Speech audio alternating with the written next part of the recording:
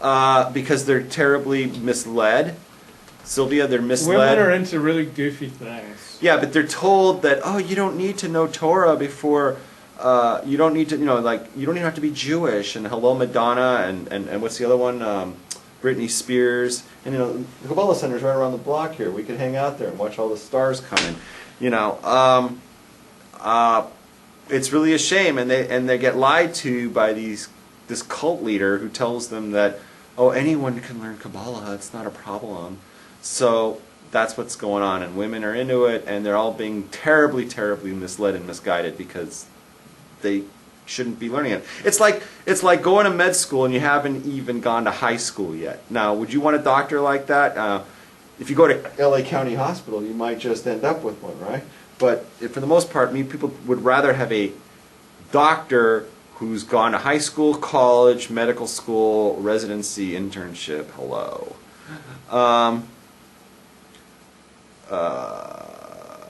If such an advanced grasp of Torah is required, wouldn't that most likely then be something more like what a rabbi would learn then? Yes.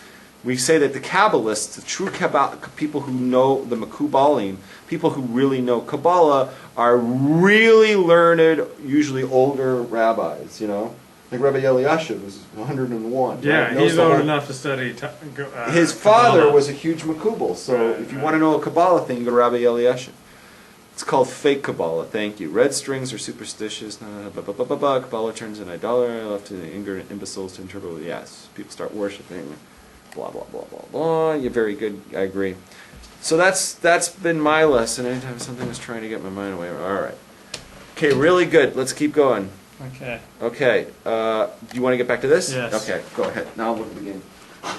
So you don't bring Oh, no, us... it's a blowout. You didn't tell me that. I was thinking about Torah. I don't worry about these secular Nonsense. Goyish stupidity.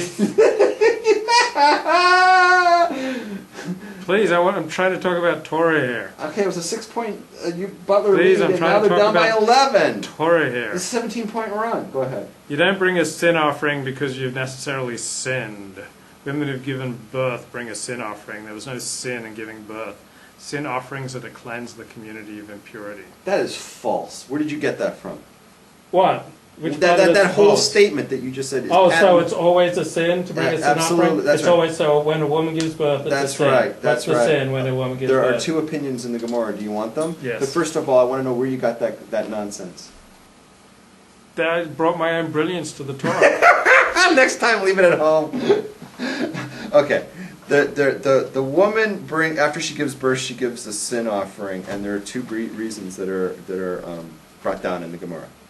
If you look at, I think it's in the Durham or it's in Nida, the first one is that she sinned because while she was giving birth, she was in incredible pain, and she said some horrible, horrible things. She shouted, she cussed and she screamed while she was giving birth. She was in so much pain, and she bitched out her husband, and she told him that she never wants to have sex with him ever again, and that she blames him for all the pain that he caused her in the birth of this child, and she swears that she's never going to have sex again with him. And for that's considered a sin, and for that she has to bring a carbon. So every woman who gives birth does this? That's the question of the Gemara. It says, well, how do you know that every single woman gives birth? Well, we say that enough of them give birth, so it's like, they all have to pay the price. But there's another reason, even if you don't accept that one. That's the Iboy Sema, because the first opinion of the Gemara we don't necessarily apply to everybody. And the better answer would be that it's because of the sin of Chava, of Eve, during the first week of creation. It says that because she sinned, right, that she seduced, whatever. If you know the story of Adam and Eve, so she sinned, and her punishment is, it says in pain, she has to bring forth children, and so the woman had this childbirth, and she was in pain, so it's because of the sin of Eve, so to remind her of the sin of Eve, that they have to bring a sin offering. And those are your two reasons according to the Gemara. Impurity and inadvertent sins by themselves do not make God cry. What royally ticks him off is when human beings fail to rectify the situation. I heard a similar word, but with a twist. Mm-hmm. It doesn't piss God off when you sin, when He created the Yetzer Hora for that sin. for you. In other words, oh, that's a nice spin move. In other And words, he blows another layup. yeah, I know. That's the problem. I think if you want to, like, what was the problem with Butler tonight? They couldn't make their shots. Yeah. That I heard the Vort went like this. God doesn't have a problem when you fail the test of your Yetzer Hora. God gives you an Yetzer Hora. It says, "Lady, I'm going to tempt you. Mm-hmm. I'm going to stick a bunch of really hot, smoking hot, black babes, Mm-hmm. and I'm going to send them to your house. Mm-hmm. 3 smoking hot black chicks are going to come to your house, Mm-hmm. right? And if you fail, and you succumb to your Right. animal desire, that's not going to tick God off because that's how He created you. That your limitation is like, smoking Black hot chicks. black Yeah. chicks. That's you go crazy, right? Exactly. Okay, because that's the way He created you. Right. That's the way Right? God made me. Right. But there's other people that are like really into money. Like, let's say like a Bernie Madoff, Mm-hmm. right? Mm-hmm. And Bernie Madoff, right, he wants to money and greed, so like God said, here's a way that you can make like billions and billions of dollars, right? And it's illegal and you're not allowed to do it. It's theft, right? But he went ahead and did it, so this doesn't burn God up so much because that's how He created the guy. Right. What would burn God up is if Bernie Madoff went after 3 black chicks because that's not even his thing. Yeah, that's not his thing. That's not his thing, right? Yeah. He brought up it's something that's not even his test, right? Or if you created a Ponzi scheme, Right. That's not my thing. That's not your thing. That's what pisses God off. Yeah. Okay. What's this? Exactly. All right. Next thing. Concept of an alive or dead house is a great concept, particularly when there are people living on your street who don't take care of their home. So take care of your home.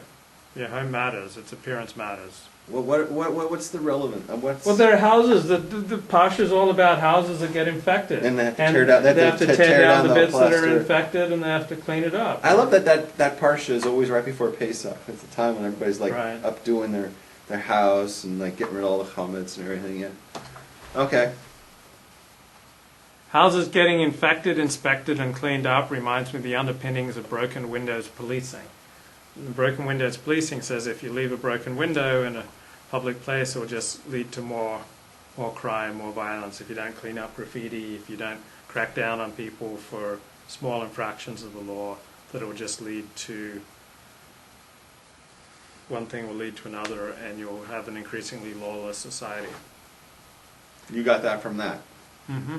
Okay. Classical music is a crime deterrent. This is very Jewish. We're influenced by the music, mores, clothing, and behaviors of those around us. As Plato said, any musical innovation is full of danger to the whole state, and ought to be prohibited. When modes of music change, the fundamental laws of the state always change with them. There's some truth to that. Tchaikovsky's, one of his concertos, they played it, one of his pieces, and it caused a riot. And look at the punk scene. The punk music brought on riotous stuff, and the whole change in the 60s with the Beatles and the Rolling Stones, right? They had that whole thing going on. And then today you've got rap. You have making a moopsie. Yeah, look how that's done. Yeah. Got kicked off the Chabad telephone. Yeah, that's just outrageous. The Torah never refers to Israel as the Holy Land. Israel is only the Holy Land if the people in it act holy. Sins defile the land. Obedience to God sanctifies the land. I'm going to disagree with that. Okay. Here's why. It's called Eretz HaKodesh, right? Mm-hmm. The Holy Land, Eretz HaKodesh. We say it all the time in our davening. You may not see it in the written Torah, but it is in our davening all the time. Eretz HaKodesh.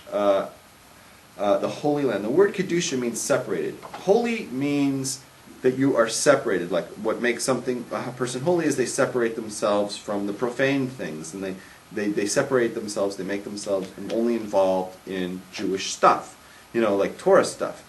The land, Eretz HaKodesh, is holy because it's separated from all the other lands. Whether there are Jews living on it or not makes no difference. It is always, oh, my nephew's in there. Hey, Yaakov, how's it going? It's separated from all the other lands. It was given to the Jews. But whether the Jews are living there or not is insignificant, and whether the Jews trample upon it and sin on it like they do today, like in Tel Aviv with all those nightclubs on Friday night and the strip clubs, God knows what goes on in there. Hookers, Hookers, gay pride parades, pornography.